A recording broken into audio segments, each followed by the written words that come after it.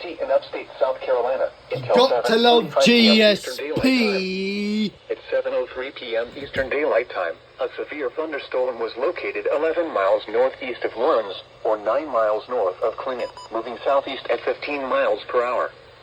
Hazard, 60 miles per hour wind gusts and quarter-size hail. Source, Radar indicated. Impact, minor hail damage to vehicles is expected. Expect wind damage to trees and power lines. Power lines. Locations impacted Yes, include sir. Clinton, Joanna, Cross Keys, SVR. Cross Acre, Sedalia, and Kennerts.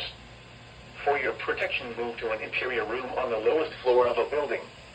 Please report damaging winds, hail, or flooding to the National Weather Service by calling toll-free 1-800-267-8101 or by posting on our Facebook page or tweet it using hashtag NWSGSP.